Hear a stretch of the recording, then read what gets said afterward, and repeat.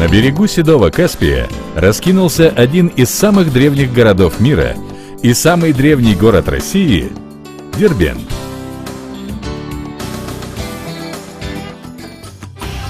Его история, как доказали археологи, насчитывает более 5 тысячелетий. Это единственный город античной эпохи, сохранившийся на своем месте среди всех городов России. В силу своего географического положения Дербент с давних пор является важнейшим военным, политическим, идеологическим и торговым центром на Кавказе. Именно здесь пролегал один из важнейших участков Великого Шелкового пути. Дербент выступал перекрестком цивилизации Восток и Запад, Север и Юг. Дербент – второй по величине город в Республике Дагестан и самый южный город России. Он обладает редким и целостным скоплением памятников истории и архитектуры древности, дошедших до нас в сохранности. Это настоящий источник знаний истории города и народов, его населявших, от раннего албанского периода до настоящего времени. Так, соборная мечеть города, Джума-мечеть, одна из самых древних мечетей мира. Архитектурный ансамбль цитадели Нарым-Кала – настоящий музей под открытым небом. В то же время Дербент – современный город, у которого большой туристический, экономический и социальный потенциал. Он расположен на западном берегу Каспийского моря, за 42-й параллелью северной широты. Дербент не только не уступает, но и превосходит по природным и климатическим условиям черноморские и прибалтийские курорты. На Каспийском побережье бархатистый морской песок. Море прогревается быстрее, и купальный сезон начинается раньше. Пляжный сезон длится с мая по сентябрь, так как продолжительность солнечного периода более 270 дней в году. В горных окрестностях много живописных уголков и карстовых пещер.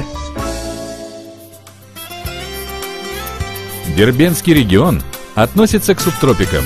Здесь растут цитрусовые, инжир, гранат, миндаль, персик, грецкий орех, виноград и другие культуры.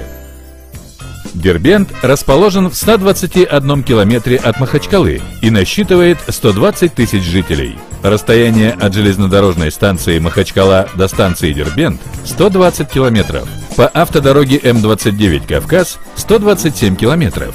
Расстояние от Дербента до аэропорта Махачкалы – 105 километров, а от Дербента до границы Республики Азербайджан – 55 километров.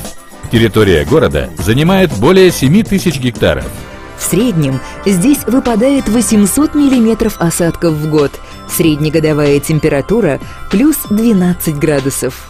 Среднемесячная температура января – плюс 1 градус по Цельсию, июля – плюс 30 градусов по Цельсию. Климатические, геополитические и культурологические характеристики территории городского округа город Дербент делают его привлекательным как для государственных, так и для частных инвестиций в различных областях. Здесь планируется целый ряд инвестиционных площадок. Один из них – молодежный спортивно-оздоровительный центр. Его предполагают разместить на площади 50 гектаров. Это 1200 метров прибрежной пляжной зоны Каспийского моря севернее Дербента. С федеральной автодороги Кавказ молодежный спортивно-оздоровительный центр свяжет городская автодорога протяженностью 4 километра. Молодежный центр предполагается акцентировать на подготовку и проведение спортивных мероприятий всероссийского масштаба. Центр будет включать стадион на 10-12 тысяч зрительских мест, крытый плавательный бассейн на 1500 мест, зал боевых искусств, который трансформируется для проведения соревнований по другим видам спорта и для других массовых зрелищных мероприятий. На территории центра будет расположен комплекс зданий пансионата гостиничного типа на 350 мест, санаторно-лечебный корпус, молодежная деревня, мотель на 50 мест и палаточный городок на 50 мест кратковременного отдыха. Для размещения транспортных средств будут предусмотрены автостоянки на 50 автобусов и 300 автомобилей. Другой инвестиционный объект – бухта с песчаными пляжами. которую предполагается разместить в северной прибрежной части города на площади 7 гектаров. Проектом предусмотрено подготовить фарватер глубиной до 6 метров для приема судов с большим водоизмещением. Комплекс яхт-клуба обеспечивает молы и волнорезы. Особый интерес для развития туризма вызывает цитадель Нарын-Кала, расположенная на Дербентском холме. С высоты цитадели открывается захватывающая панорама города с его старой частью и новостройками, а также бескрайнее синее море. Цитадель опоясывают с 3 сторон мощные стены толщиной от 2,5 до 3,5 метров и глубокое живописное ущелье с крутыми склонами. Нарын-Кала – это город в городе со своей собственной системой жизнеобеспечения, с водохранилищами, складами, дворцами, мечетью, баней, тюрьмой. От цитадели к морю тянется крепостная стена. Слева от цитадели Нарын-Кала расположен природный лесопарк площадью более 1000 гектаров, на высоте более 350 метров над уровнем моря. Он имеет особое природоохранное и экологическое значение, как уникальный природный комплекс.